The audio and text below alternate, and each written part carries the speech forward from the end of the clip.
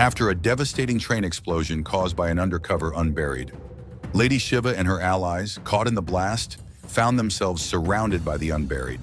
Wasting no time, Shiva began unleashing furious blows, knocking out the encroaching enemies. She shouted for Cassandra to get up, reminding her that their enemies wouldn't defeat themselves.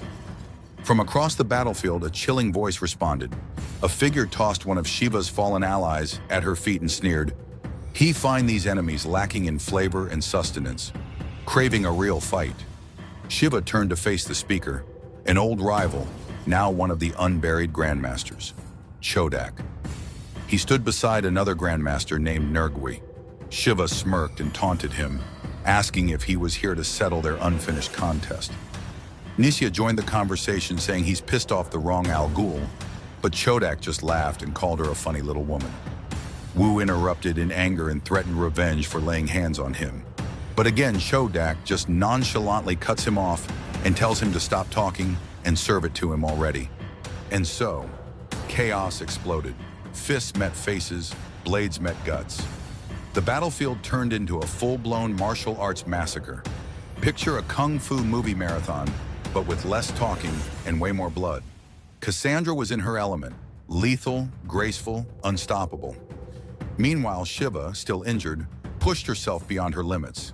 But as Cassandra prepared to deliver a Mortal Kombat-worthy combo, Shiva yanked her back, breathing heavily.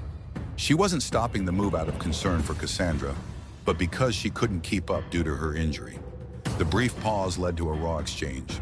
Cassandra, frustrated by the death and destruction around her, lashed out emotionally at her mother, yelling, "Death followed her everywhere."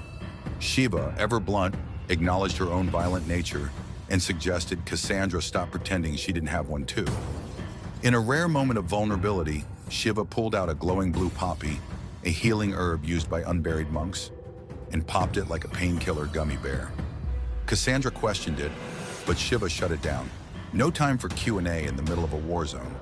Instead, she admitted that hating and blaming Cassandra had been easier than admitting the truth of she giving away her own softness the day she left her daughter behind. Before the moment could go full soap opera, Chodak found them. Without speaking, Cassandra and Shiva launched into a perfectly timed tag team attack. Cassandra swept Chodak's legs while Shiva leapt onto his shoulders, grabbing his ears with lethal intent. He hit the ground hard, dazed and embarrassed. But no time to celebrate. Nergi returned with scissors the size of lawnmowers, aiming for Cassandra's head.